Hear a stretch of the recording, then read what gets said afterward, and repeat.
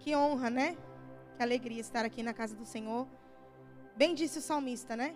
Mais vale um dia na sua presença do que 1000 em outro lugar. Então, que alegria estar aqui na presença do Senhor, com amigos, né? Tem muitos amigos aqui. Dentre esses amigos, meu melhor amigo está ali, o evangelista Wellington Miranda. Estou muito feliz, gente, que ele é um pregador muito, sabe, muito usado, e a agenda dele é muito cheia. Quando ele vem, eu fico feliz da vida. Só Deus sabe. Eu quero louvar o Senhor pela vida do meu amigo, meu esposo, que sempre me acompanha, líder Rodrigo, Deus abençoe pela confiança. E, irmãos, hoje eu quero falar o tema que foi proposto, né? Sobre portas abertas e sobre arrancar os telhados. Mas eu acredito muito na didática do louvor. Eu acho que o louvor, ele tem um potencial de didática muito grande, né? Às vezes a gente ouve uma música, a gente fica lembrando, né, daquela música. Então eu queria compartilhar algo com vocês. Acho que o pessoal do Mídias está tudo ok? Queria compartilhar aqui algo com vocês, que vai fazer todo sentido. Se porventura você se deixar esquecer dessa palavra, lembra desse louvor, que vai fazer todo sentido para a sua vida. Nós vamos falar de alguém que prosseguiu, que não desistiu, que foi avante naquilo que Jesus Cristo fez por ele e não se importou com a opinião dos fariseus e foi adiante. Então, ouça esse louvor. Se puder dar uma baixadinha na luz, pode passar.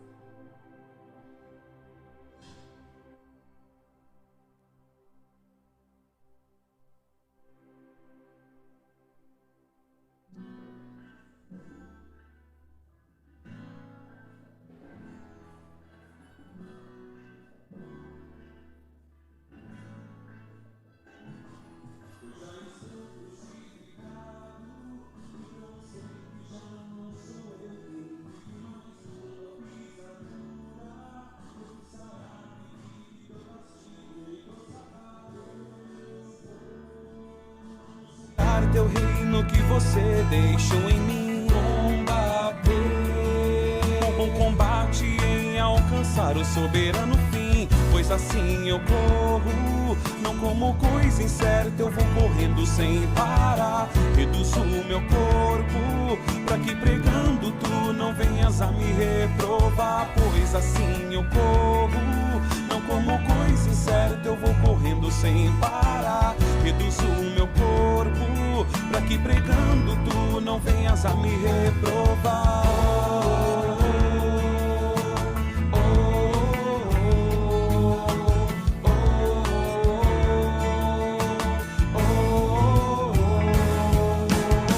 Me fortaleço na tua graça que um dia eu aprendi. O que é profano eu rejeito, pois o meu corpo é para ti. Então eu sei que tudo passa, mas o teu reino não vai passar. Glória a ti para sempre, nós vamos cantar. Eu me esqueço das coisas que para trás ficam e avanço para o alvo que é Cristo. Prossigo, persisto, insisto, não desisto, reconhecendo que eu sou meu maior inimigo. Entendo, só vive o novo quem abandona o que é velho. Mente transformada, Deus não aceita o que é resto. Não quero ser morno, porque morno o Senhor vomita. Me traga de volta sua verdadeira alegria. Me ensina a ser o verdadeiro adorador, esse tal que te adora na alegria e na dor. Que o que sair da minha boca seja sim, sim ou não, não. Que a minha vida seja a letra desse refrão. Me fortaleço na tua graça que um dia eu aprendi. O que é profano eu rejeito, pois o meu corpo é para ti.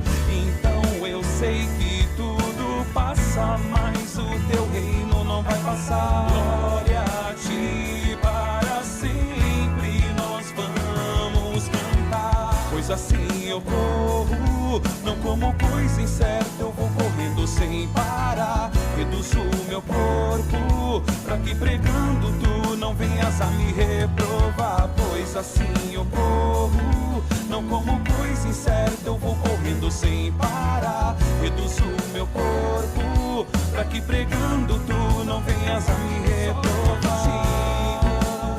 Sendo assim não corro como quem corre sem alvo, e não luto como quem esmurra o ar, mas eu esmurro o meu corpo e faço dele meu escravo.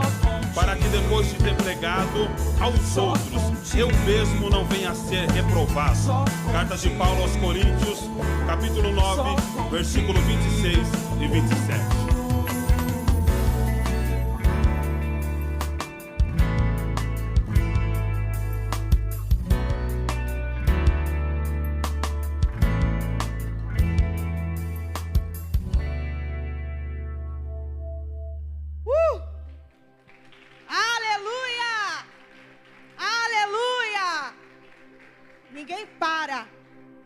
Quem Jesus já libertou. Por isso eu corro. Não como quem corre sem um alvo, mas eu prossigo avante, me esquecendo das coisas velhas que se passaram.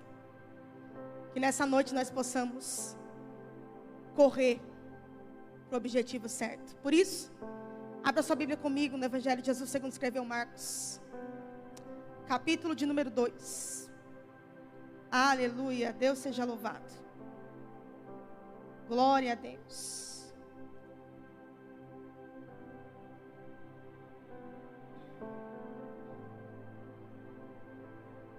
Aleluia. Está escrito assim. Marcos capítulo de número 2. Versículo de número 1.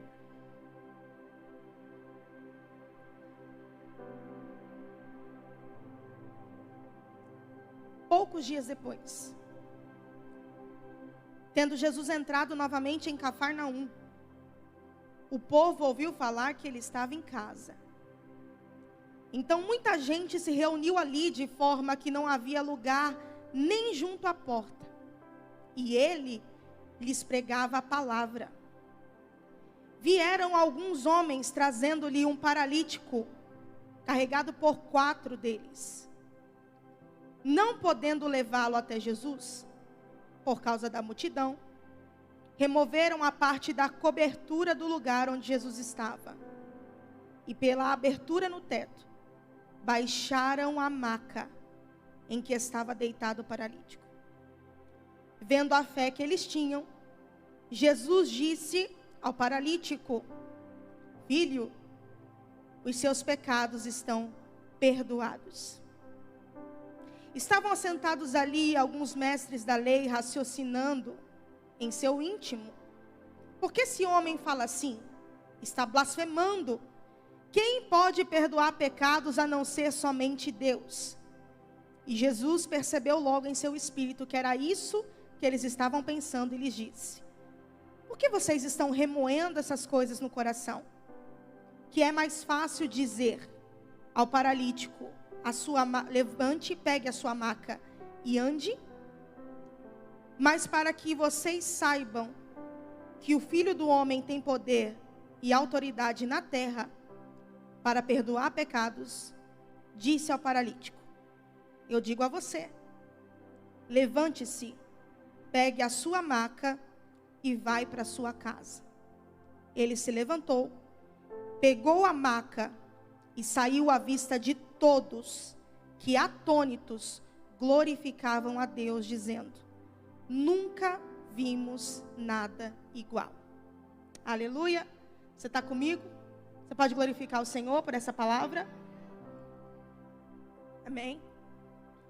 Irmãos, uma palavra muito conhecida no nosso meio e muito, muito bonita, né? Nós vemos aqui uma amizade firmada, né, na rocha, uma amizade que te leva para perto de Jesus. Com certeza você já ouviu falar sobre isso nessa mensagem. Mas além disso, eu quero falar sobre alguns pontos da trajetória desse homem. Marcos está relatando que Jesus agora vai entrar novamente em Cafarnaum. E Marcos tem uma forma diferenciada de falar, até pela sua escrita, sobre o ministério de Jesus. Por exemplo, no capítulo de número 1, no versículo também de número 1, ele vai falar que é o princípio do Evangelho de Jesus Cristo, o Filho de Deus, conforme está escrito no profeta Isaías. E ali ele começa a relatar toda a profecia, começa a falar sobre João Batista, logo depois do ministério de Jesus. E essa forma de escrita de Marcos é que me chama a atenção, porque neste caso, por exemplo, ele diz que está escrito. Então o verbo aqui está no presente particípio. Ele está usando a fala no presente para falar de algo que já foi escrito no passado, mas que faz todo sentido no momento atual. Então ele diz assim: está escrito. E toda a narrativa que Marcos traz, se você parar para ler os milagres de Jesus pela visão de Marcos, nós nos sentimos exatamente como a conjugação desse verbo. O milagre aconteceu naquele dia, mas quando a gente lê a entrega de Marcos, ao redigir a sua carta, a gente vive no presente aquilo que aconteceu naquele dia. Se você tem o seu coração inclinado à palavra, se você ama a palavra, a impressão que se tem quando se lê um relato a partir de Marcos, é que o milagre que aconteceu naquele dia, quando você lê, está acontecendo agora. Então a intencionalidade dele é que me chama a atenção. Porque qual é a impressão que ele quer transmitir para o leitor? Aconteceu no passado, mas a impressão é que acontece no presente. Trocando para miúdos, curou no passado, mas ainda cura no presente, e continuará curando no futuro. Libertou no passado, mas liberta no presente, e continuará libertando no futuro. Abriu a porta no passado, mas abre no presente, e continuará abrindo no futuro. Abriu o caminho no passado, mas continua abrindo no presente, e continuará abrindo no futuro. Fez coluna de fogo para o povo passar no passado, mas faz no presente e continuará fazendo no futuro. Porque Ele é aquele que é, que era e que há de vir. Ele não muda, Ele continua o mesmo. E nós estamos aqui nessa noite não é para passar tempo, e nem porque não tínhamos nada melhor para fazer. É porque nós acreditamos que o Deus que é, Ele era e é aquele que há de vir. Ele fez, faz e continua fazendo. Curou, cura e continuará curando. Operou, opera e continuará operando. Eu não sei se você compreende a importância de estar num lugar como esse, numa atmosfera como essa. A importância, meu irmão, é que o Deus que fez no passado continua fazendo no presente e vai permanecer fazendo no futuro. Por isso Abacuque se levanta em oração e diz assim: Senhor, eu sei dos teus feitos e eu tenho tremor diante deles, mas agora eu peço a ti, faz de novo no presente, como o Senhor fez no passado, faz agora neste tempo presente. Eu vim aqui como profeta de Deus liberar algo sobre a tua vida. O céu está aberto hoje aqui para o Deus que fez, faz e continuará fazendo. Aleluia! Oh, aleluia!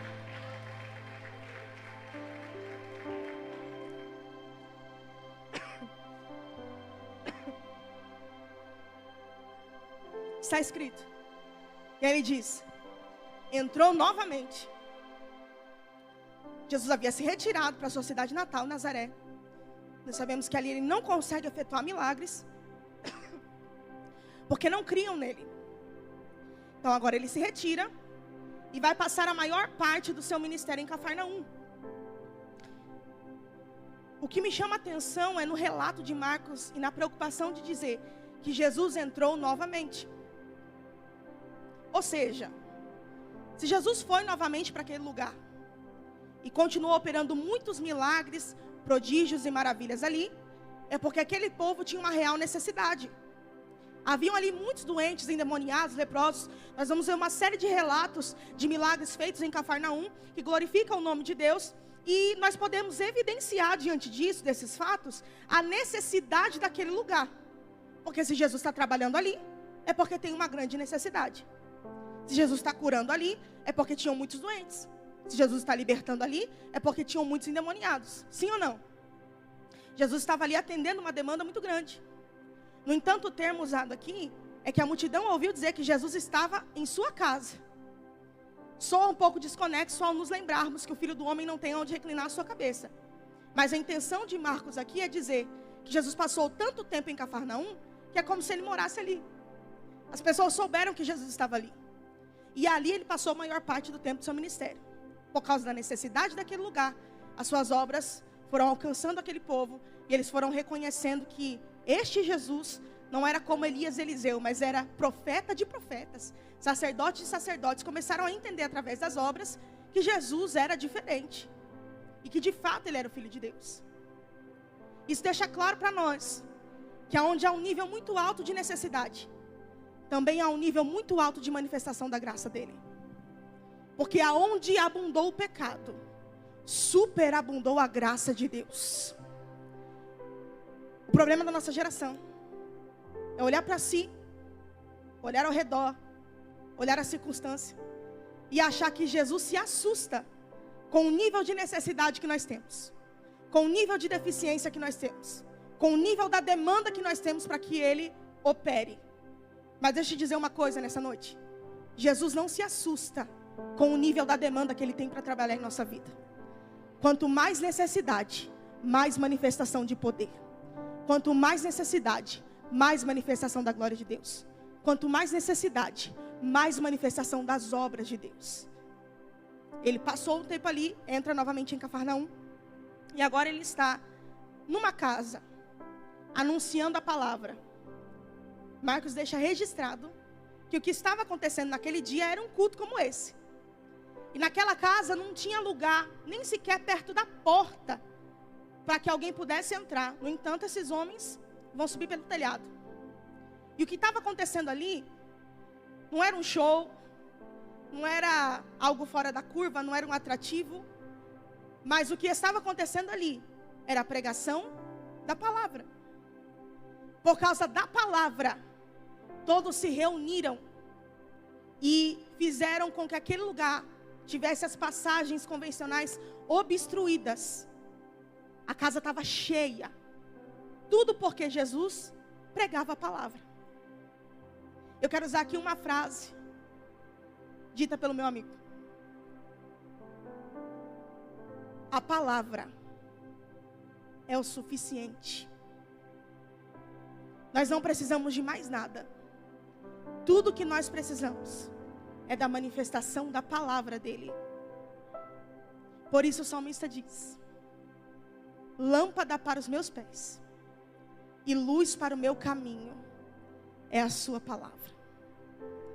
Guardei a sua palavra no meu coração, para não pecar contra ti. Diante de uma real necessidade, um centurião se apresenta diante dele, rogando pelo seu servo. E a resposta dele para Jesus é: Senhor, diga apenas uma palavra e o meu servo será curado. A palavra que está sendo pregada aqui nessa noite tem o poder de mudar a tua história. Talvez você pense assim: mas é 2 horas de culto. São 2 horas de culto que podem mudar 20 anos da sua vida. Talvez você pense assim: é só um pouquinho, eu vou lá, vou passar meu tempo, não tem nada para fazer de divertido hoje. Não sei se você pensou isso ou não. É só uma conjectura, mas eu quero te dizer que 1 hora diante dessa palavra pode mudar anos e anos e anos da sua vida, porque há poder nessa palavra. A Bíblia é o suficiente. Nós não precisamos de atrativo, nós não precisamos nos amoldar como o mundo, nós não temos a necessidade de nada, nós só precisamos da palavra dele, porque essa palavra é o suficiente para nos abastecer para a jornada.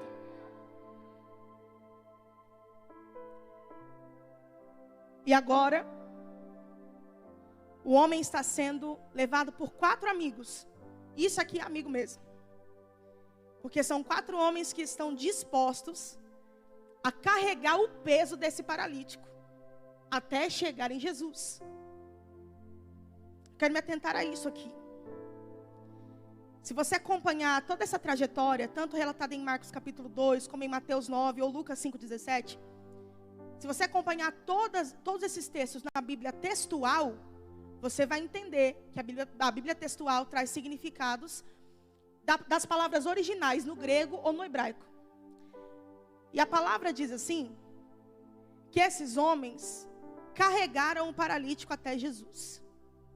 E ele estava paralisado. Na Bíblia textual, em Lucas 5,17, relata que o homem estava paralítico. Ou seja, em algum momento da vida dele, ele não foi paralítico. Porque estar é uma conjugação do verbo passageiro. Então, a minha condição atual pode não ser permanente. Eu posso estar cansado, mas eu não sou cansado. Posso estar desanimado, mas eu não sou desanimado. Existe uma diferença nisso. Então a Bíblia textual diz que aquele homem estava paralisado e foi carregado por 4. Em algum momento da trajetória dele, ele paralisou. E a paralisia é uma doença, na verdade, neurológica. A ciência comprova que a paralisia é a perca da capacidade de movimentos voluntários de um músculo, que é causada, originada por um problema neurológico, e ela também priva de sensibilidade.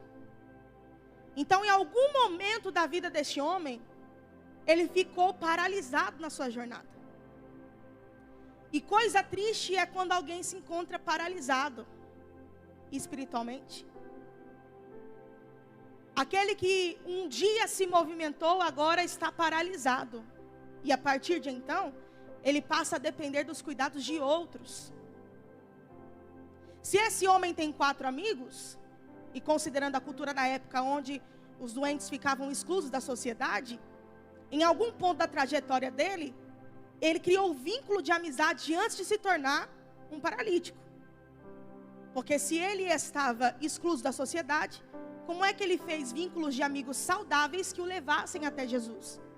Então, muito provavelmente, de acordo com a palavra, esses homens já conheciam este paralítico antes de fato ele estar paralisado. Aquele que um dia se movimentava, agora não se movimenta mais. E está tendo que confiar na mão de outros. Isso me faz lembrar do tanque de Betesda. O paralítico via que o anjo movimentava as águas e não conseguia entrar nas águas para alcançar o milagre. Aí Jesus entra na cena e pergunta assim para ele: queres ficação? Rapaz, o homem de na hora responder: quero, Senhor. Ele vai na hora apresentar uma objeção e ele vai dizer assim: eu não tenho que me coloque no tanque. Mal sabendo ele que a fonte de água viva estava diante dele. Eu não tenho que me jogue. Então olha a perspectiva de alguém que está paralisado. Se ninguém fizer por mim, não será feito. Se ninguém me levar, eu não vou. Se eu não tiver ajuda, eu não chego. Nós estamos falando de alguém aqui que por alguma fatalidade da vida precisou confiar no braço de outros. E agora está sendo carregado por 4. Uma base de equilíbrio perfeita. Um em cada ponta. E diante desse suporte, ele agora consegue chegar até o lugar do culto. Porque estava sendo equilibrado na jornada. E na vida com Cristo é assim. Para que nós possamos chegar no lugar onde Ele está manifestando a sua presença, é necessário o equilíbrio. Equilíbrio não é nem para mais e nem para menos. É pontual. Nós precisamos ser equilibrados na jornada. Nem tudo é o que parece. Não temos que agir conforme as nossas emoções. Eu cheguei ali na sala de oração e o Rodrigo estava falando de uma situação. E aí o Espírito Santo tocou em mim e disse: está vendo? Para que tudo flua bem, é necessário que você tenha equilíbrio na jornada. Você não pode se deixar levar pelos ventos que sopram ao seu redor. Você precisa andar equilibrado. E para obter esse equilíbrio, é necessário ter intimidade com o Espírito Santo e obter os frutos deste Espírito. O homem estava sendo equilibrado pelos seus amigos. E agora eles vão chegar no lugar do culto. E o texto vai dizer que eles não podiam chegar até Jesus. Não é que eles não queriam, é que eles não podiam.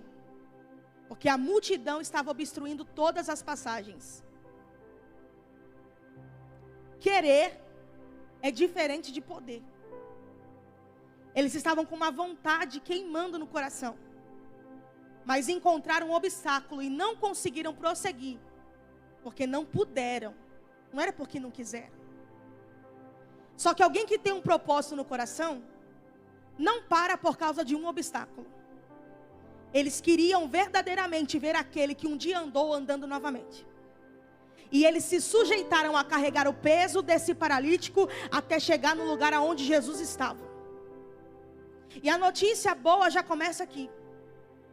Se você está aqui nessa noite e tem carregado o peso de um paralítico, de alguém ou de alguma situação na tua vida, de alguma área da tua vida que tem pesado e você tem tentado equilibrar sobre o catre, equilibrar sobre a cama, sobre a maca, a notícia boa é: aguenta o peso desse paralítico.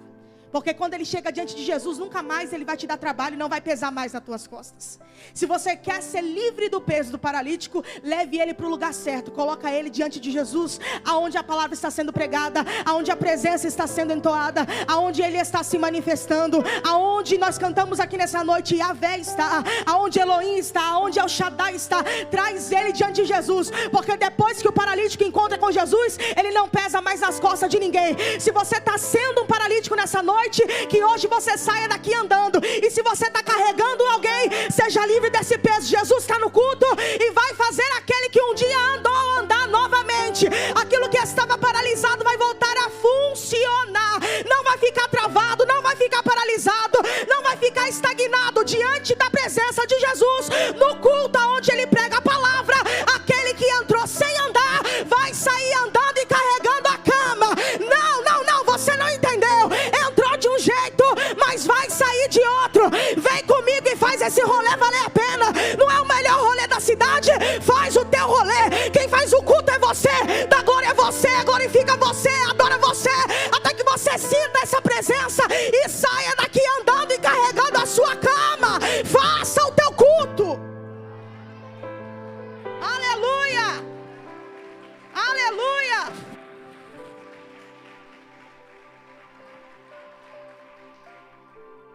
Ai, Fabi, que forte. Meu marido me ensinou assim, ele que me ensinou isso. Vez ou outra, a gente viveu uma experiência de culto lá na casa de recuperação, e eu achava que todos os cultos tinham que ser igual da casa de recuperação. Eu vinha falando, mas isso, aquilo outro. Ele falou: menina, presta seu culto. Cultua você, se o culto estava ruim, a culpa é sua. Glorifica você. O culto é individual. Vou mudar de assunto, senão o Rodrigo não me chama mais. Levaram o paralítico. Aí o texto diz que eles subiram até o telhado. Gente, é simples, não precisa nem de muito para isso. A porta estava obstruída, não tinha lugar nem diante da porta. Se tivesse uma janela que desse para passar, eles tinham passado, não tinha. Quem é que sobe no telhado se dá para entrar pela janela? Muito mais trabalhoso. E naquele tempo as casas tinham uma escada do lado de fora. E tinha um alçapão, né? As casas judias eram assim, eles tinham um alçapão. E elas tinham ladrilhos em cima. Então, por isso a facilidade desses homens de retirar o telhado. Não é que eles arrancaram, destruíram a casa, mas eles retiraram o ladrilho. E isso mexe comigo porque quando você pega uma criança no colo, irmão, a criança não tem noção do perigo. Você põe a criança lá em cima, você fala, pula, ela vem. Agora, carregar um adulto no colo é diferente. É até mais difícil. Por causa do tamanho, por causa do peso. E porque a pessoa já é um adulto, ele já tem noção do que pode acontecer. Então, imagina o nível de guerra interna que esse homem talvez não viveu. Porque uma coisa é garantir a subida no meu braço. Eu sei até onde eu posso ir. Não, é ali, eu subo, eu vou.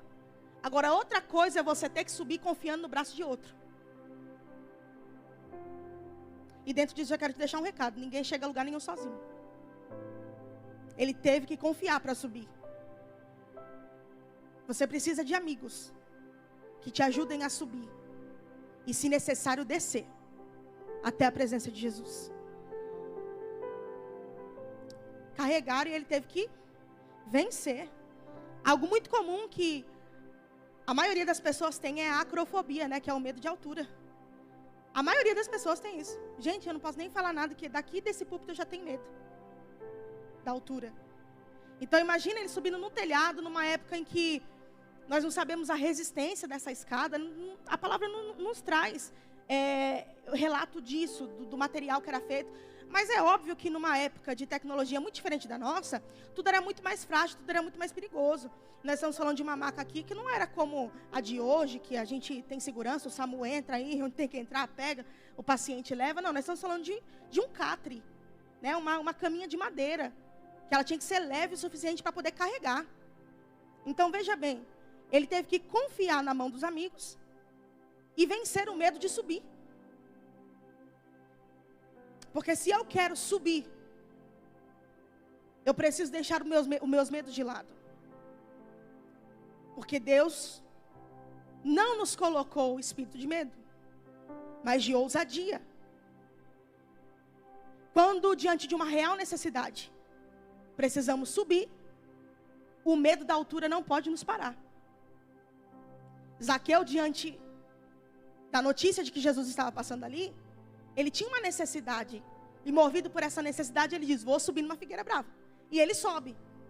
Irmão, numa figueira brava. Não tinha nada ali que auxiliasse, que desse segurança para ele. Mas por causa da necessidade que ele tinha, ele se dispôs a subir. E coisa dura é subir, é uma labuta, é difícil. Não é fácil. É melhor andar no plano ou subir um morro. E no plano. Com certeza é mais fácil e menos cansativo. Mas diante de algumas necessidades que nós temos que nos dispor a subir. E na maioria das vezes, se não todas elas, é impossível que subamos sozinhos. Esse homem venceu o medo de subir. Ele se rendeu ao processo. E depois que subiu, Jesus falou o que para ele? Jesus falou não, melhor dizendo. Os amigos fizeram o que com ele? Desceram. Então olha só o esforço que eles fizeram. Não puderam entrar pela porta, não puderam entrar pela janela, mas alteraram o método e entraram pelo telhado. Eles não se conteram com os métodos convencionais, porque eles diziam consigo, precisamos levar o paralítico até a presença de Jesus. Isso nos remete ao esforço de tomar o reino dos céus. Porque o reino dos céus é tomado à força. E quem se esforça, se apodera dele. Não conseguiu pelo método convencional, mas alterou o método até chegar diante de Jesus. Lembra da sunamita? Pegou o servo. E aí o marido dela diz assim, aonde você vai? Ela diz, não se preocupa, eu vou até o profeta. E aí ele pergunta, mas não é dia de sábado, e nem lua nova. Ela diz, não importa, me dá o servo, e que o servo não se detenha na caminhada. Alterou o método, não era lua nova, e nem sábado, mas ela conhecia a necessidade que ela carregava dentro de si. Se você conhece a sua necessidade, altere o método, você mais clara. O devocional não está sendo suficiente para você? Venha no culto à noite também. O culto à noite não está sendo suficiente para você? Venha no culto da tarde também. Ainda assim não está sendo suficiente? Assista lives, assista pregações, ouça louvores. Altera o método, mas tenha consigo, eu preciso chegar até Jesus, porque eu carrego comigo uma grande necessidade. E se eu me esforçar para alcançar o reino do céu, eu me apodero dele. Não dá de um jeito, eu consigo de outro. Não está dando assim, eu vou alterar o método. O que eu não posso fazer é desistir de chegar até a presença de Jesus, porque quem desiste no meio do caminho não vive milagre. Mas quem é resiliente, se apodera do reino do céu, vai até o fim no seu propósito. O conexão não é suficiente para mim? Saia daqui e procura uma vigília. A vigília não é suficiente para mim? Emenda no culto pela manhã. O culto pela manhã não é suficiente para você? Dorme 2 horas e procura o culto de tarde. Altera o método, mas chegue até Jesus. Chega até Jesus. Se esforça para apoderar-se desse reino que é buscado à força. Eles não se contiveram. Não dá de um jeito, mas vai dar de outro. É bom andar com gente assim, que não te deixa desistir no primeiro obstáculo. Não conseguiu entrar pela porta, entra pela janela. Não conseguiu pela janela, entra pelo telhado. E se nada der certo, a gente espera ele sair aqui.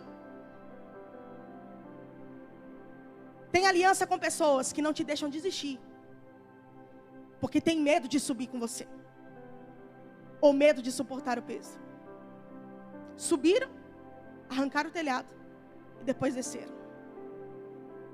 Para que você alcance a presença de Deus, você precisa arrancar o medo da subida. Arranque o medo da subida hoje. Então me tira o medo que me faz dizer, Moisés, suba em meu lugar. Me faz entender que a tempestade é você, chuva forte é você, vento forte forte é você, e o que me faz tremer as pernas. A porta aberta é você, mas a fechada é você. É tudo sobre você. Eu vou subir o monte que muitos desistiram, e vou ficar lá até te encontrar. Eu vou entrar na casa e vou fazer morada, e vou ficar lá até te encontrar. Eu vou subir o monte que muitos desistiram. Deixa eu ver quem vai subir, deixa eu ver quem vai subir, deixa eu ver quem está disposto a subir nessa noite, deixa eu ver quem vai romper o medo da subir. Eu vou entrar na casa e vou fazer morada, e vou ficar lá até te encontrar. Ruth, minha filha, se arruma e sobe a eira, porque quando você estiver na eira, Boaz estará deitado lá. Fique aos pés dele lá em cima até que ele acorde e te perceba, porque ele não descansará enquanto não resolver este negócio ainda hoje. Eu quero ver se você está ligado e se você vai entregar o coração para subir, para subir, para subir. Eu vou subir o monte que muitos desistiram, e vou ficar lá até te encontrar. Eu vou entrar na casa e vou fazer morada, e vou ficar lá até te encontrar. Mais perto do monte, mais perto da face me expande. Mais perto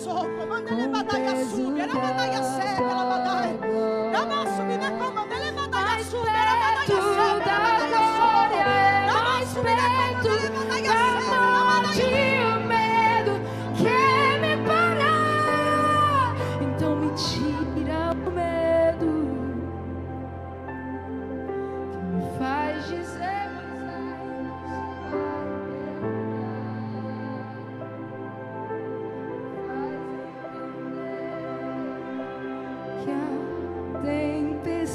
é você, chuva forte é você, vento forte é você, e o que me faz tremer as pernas. A porta aberta é você, mas a fechada é você. É tudo sobre você.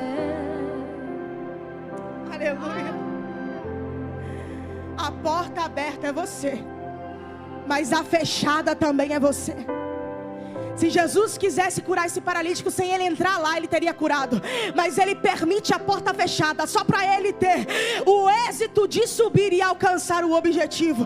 Tem porta na sua vida que não é o diabo que fechou, foi Deus que fechou. Tem oportunidade na sua vida que você não alcançou, porque não é o diabo que fechou, é Deus que fechou. Entenda, algumas percas, algumas portas vão se fechar na jornada, para que você tenha coragem de romper o medo de subir e chegar na presença do Senhor. A porta está fechada, sobe pelo telhado, mas não deixa de chegar até a presença daquele que pode dar uma solução para o seu problema. Sobe, sobe nessa noite. Tu não veio, então faz valer a pena. Sobe, entrega, adora, abre o coração, se entrega hoje aqui.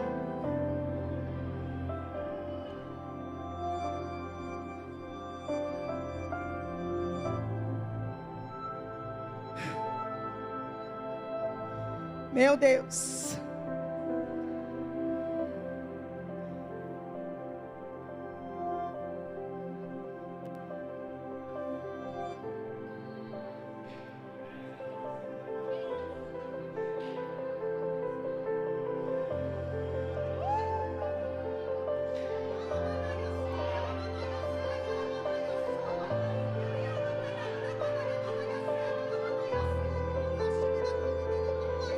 Jesus vai abrir a porta. quero ir para a conclusão do texto aqui.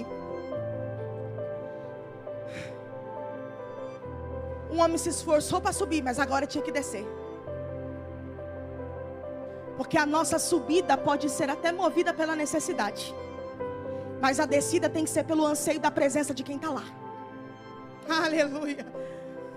Ele até estava lá em cima, mas Jesus não estava. Então ele diz, eu vou descer, porque se ele está lá embaixo eu quero estar também. Porque não adianta estar nos lugares mais altos aonde Jesus não está. É melhor descer até a presença dele. É melhor descer até aquilo que eu preciso ser atendido. É melhor descer até que a minha necessidade seja atendida, do que continuar em cima e se dar ao luxo de não querer descer só porque se esforçou para subir. Teve coragem para subir e determinação para descer. Desceu. Aí ele chega diante de Jesus, finalmente. E o texto diz que Jesus viu a fé deles. Jesus não viu quanto eles tinham na conta. Jesus não viu onde eles moravam. Jesus não viu a veste que eles estavam usando. O que Jesus viu foi a fé. Eu quero saber se tem gente aqui nessa noite que trouxe fé para mostrar para Jesus. Jesus não está nem aí com a marca do seu sapato. Jesus não está nem ligando para o tipo de roupa que você está usando. Jesus não quer nem saber do quanto de dinheiro você tem na conta. Ele quer saber se você está disposto a mostrar fé. Porque se tiver fé, a fé move montanhas. O que eu preciso para viver o que Deus tem para mim? Fé. E eu sou a prova viva disso. Depois de todo esse esforço, ele chega até Jesus. Eu quero concluir aqui. Jesus olha para ele e enxerga a real necessidade dele. Jesus diz assim: filho, os seus pecados estão perdoados. Eles vão agora experimentar de algo que só foi possível experimentar. Porque Jesus estava disposto a perdoar os pecados. O que estava paralisado, na verdade, não era o físico, era a mente. E para os fariseus que estavam ali, os escribas, isso foi absurdo, por quê? Olha só a lógica. Para eles era mais fácil que Jesus fizesse o paralítico andar do que perdoar o pecado. Porque eles diziam assim: quem é este que blasfema? Ninguém pode perdoar pecado senão Deus. Alguns diziam até que Jesus profetizava em nome de Beelzebu. Eles criam que Jesus podia curar até o físico, mas o espiritual jamais. Não é diferente nos dias de hoje não, viu? Que se você chegar e dar um testemunho assim: irmão, eu era paralítico e voltei a andar. Literalmente, tinha uma cadeira de roda, levantei e comecei a andar. A pessoa vai dar glória a Deus. Mas fala assim: eu me converti de verdade. Estou pregando o evangelho. Vou te dar um exemplo rápido, que eu tenho 10 minutos. Essa semana eu recebi um áudio assim. Pessoa próxima, viu? Fabi, eu preciso falar com você. Eu falei, fiquei preocupada. Eu falei, rapaz, o que é, né? Fala que eu sou ansiosa. Eu falei, pra você falar comigo tem que falar na hora. Não pode falar depois. Não tem como isso. Quero falar com você. Eu achando que era coisa séria. A pessoa falou assim. Estava acontecendo uma conversa.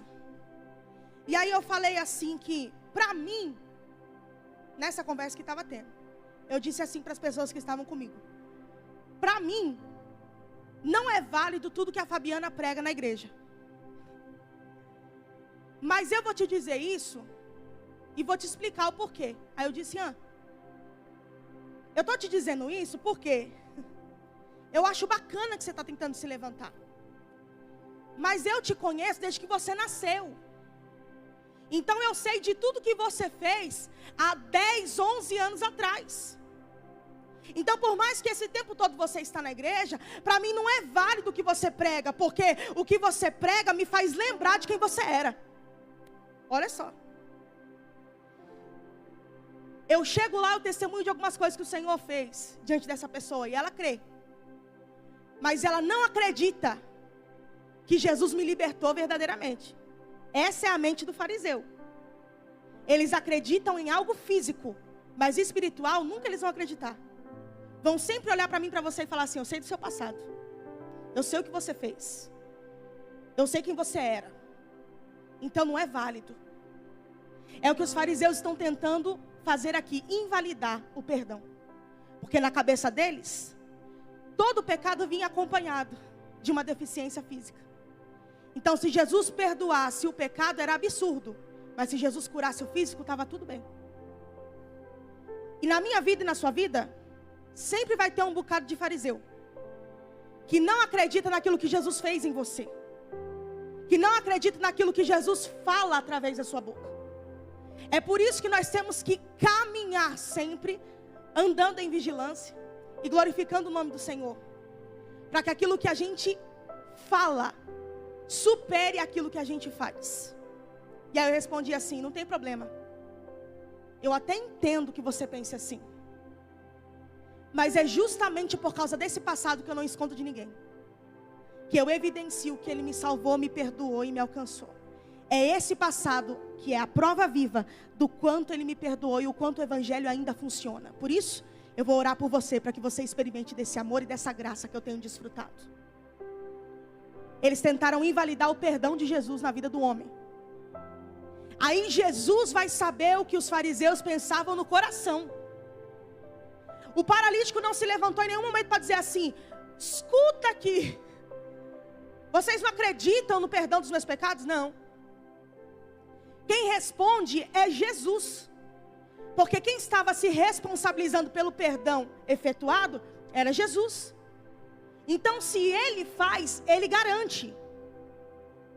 Aí Jesus vai se levantar para responder. O paralítico não disse nada. Jesus levanta para responder. E aí questiona assim: o que é mais fácil para vocês? Dizer ao paralítico: levanta e anda? Ou dizer: perdoados estão os seus pecados? Mas para que saibais que o Filho do Homem tem poder na terra. Aí ele se volta ao paralítico e diz: a ti te digo, levanta, toma o seu leito e vai para a sua casa. 2 pontos aqui. Jesus deixou claro que o que iria acontecer naquela hora era para que aqueles que não criam passassem a crer que o Filho do Homem tem poder na terra. Não se deixe levar pela desgraça de uma vida, acreditando que Ele só pode agir no espiritual, acreditando que Ele só pode resolver aquilo que é espiritual, acreditando que Jesus só pode mover aquilo que talvez está afligindo a nossa alma sentimental.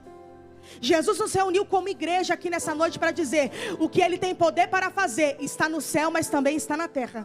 Ele tem poder no espiritual, mas continua tendo poder sobre a sua casa. Ele tem poder no espiritual, mas tem poder na tua faculdade. Ele tem poder no espiritual, mas tem poder na tua escola. Ele tem poder no espiritual, mas tem poder na tua vida. Ele age no céu e age na terra. Por isso Ele nos ensina a orar dizendo: Pai nosso que estais no céu, santificado seja o teu nome. Venha a nós o teu reino, seja feita a tua vontade, assim na terra como é no céu. Eu quero te dizer nessa noite que o Filho do Homem tem poder na terra. Não importa a aflição que você esteja enfrentando no físico, Ele resolve o físico e resolve o espiritual. Ele tem poder no céu e tem poder na terra. Ele tem poder sobre a depressão, mas tem poder sobre o câncer. Ele tem poder sobre a angústia, mas tem poder sobre a epilepsia. Ele tem poder sobre aquilo que é espiritual, mas tem poder na terra. Ainda o Filho do Homem tem poder. Ele tem poder. Por isso nunca com o olho se viu, nem com o ouvido se ouviu, o Deus que trabalha por aqueles que nele esperam. Eis que não dormitará, nem tosquenejará o guarda de Israel. Se o Senhor não guarda a casa, em vão vigia a sentinela. Ele tem poder no céu, mas tem poder na terra. Ele trabalha. Meu Deus, meu Deus. Teu problema é espiritual, Ele vai resolver hoje. Teu problema é físico, Ele resolve hoje também. Ele não descansará Enquanto não resolver, ainda hoje, eu sinto graça de Deus aqui, Rodrigo. Eu sinto graça de Deus aqui. Tem poder se manifestando em nosso meio. Yahvé está aqui, Rafa está aqui, Elohim está aqui. Ele tem poder na terra. Ele vai resolver este negócio. Eu acabo aqui. De verdade, verdadeiro. Aí Jesus responde os fariseus e dá uma ordem ao paralítico. O paralítico não entrou no diálogo em nenhum momento. Não teve conversa com o paralítico aqui.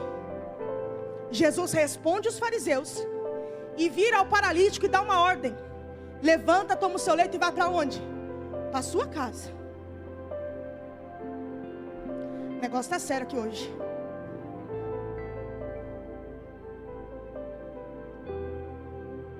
Primeiro ponto,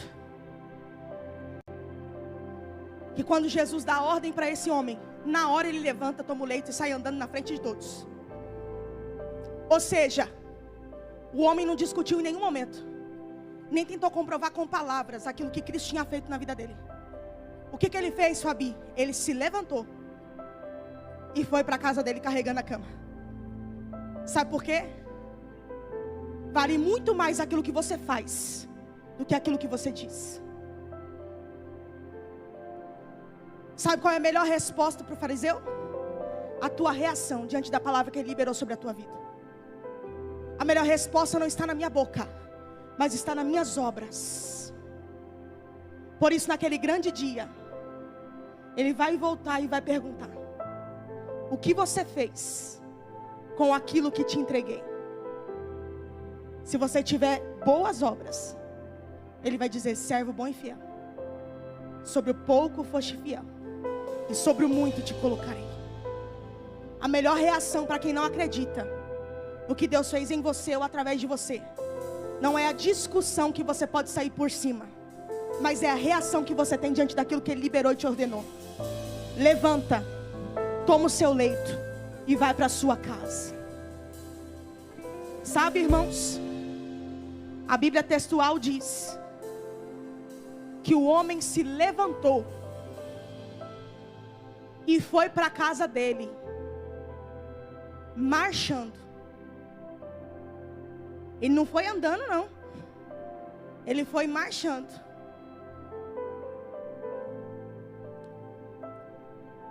Jesus deu para ele uma direção: vai para a sua casa. E ele foi marchando. Eu faço duas aplicações aqui. E já quero chamar o Ministério de Louvor. É o Louvor que vai fazer o último, Rodrigo? Chamar o Ministério de Louvor já para se posicionar.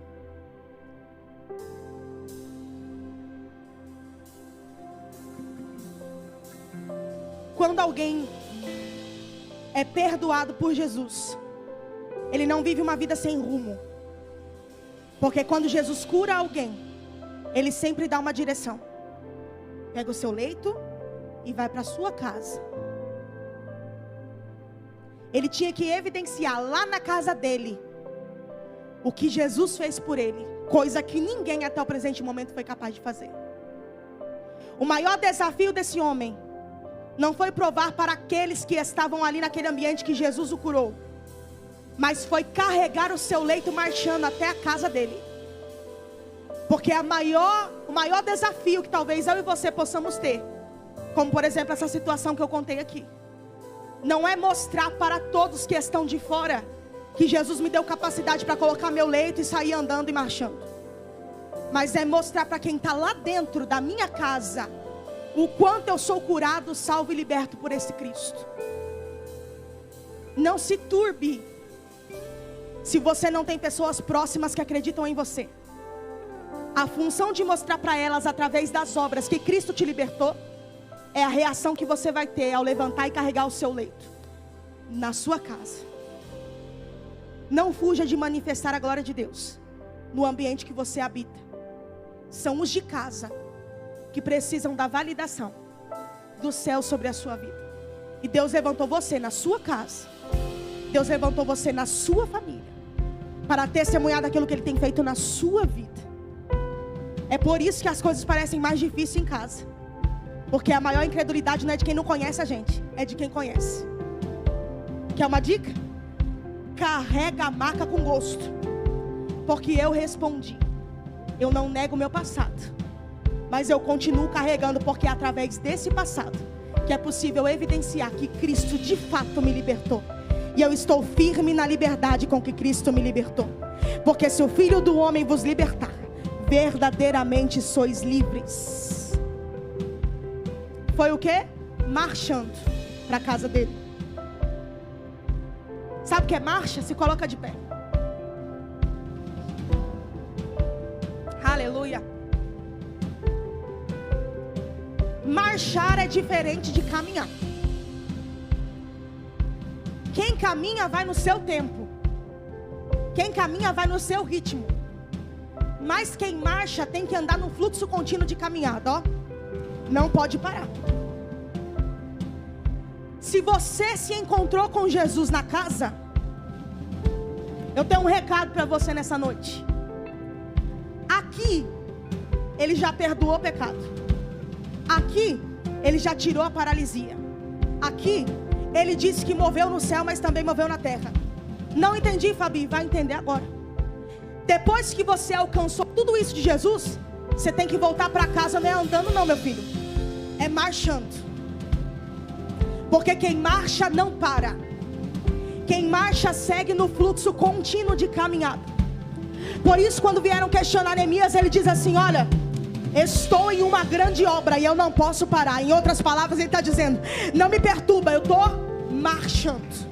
Moisés para orar ao Senhor por aquilo que Deus já tinha entregado a ele. Aí Deus vai dizer assim: Moisés, por que você ainda me clama? Diga ao meu povo que depois dessa noite você está proibido de parar, meu filho. Depois dessa noite você vai sair crente à beça. Você vai sair daqui avivado à beça. E quando alguém vier questionar aquilo que Jesus fez na tua vida, diga assim: eu não posso parar, porque eu estou marchando. Eu estou marchando. Eu estou marchando. Eu estou marchando. Você não está triste? Não, eu estou marchando. Você não está desanimado? Não, eu estou marchando. Você não está incrédulo? Não, eu estou marchando. Diga ao povo que marche. Você não vai parar. Você não vai deter na caminhada. Jesus me trouxe aqui para te dizer: continua marchando. Continua caminhando. Oh,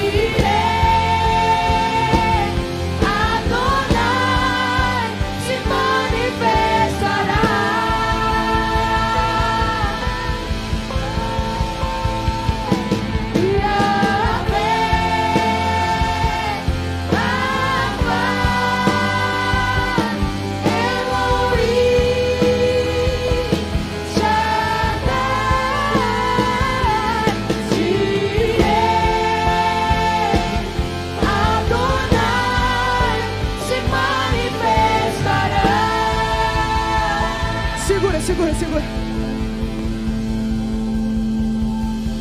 Eu quero saber se tem alguém aqui nessa noite.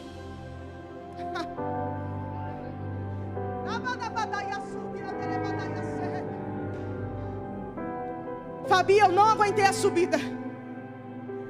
Eu fiquei com medo. E eu achei que o tamanho da minha demanda ia assustar Jesus. E eu desisti da caminhada com Cristo. Eu voltei para trás.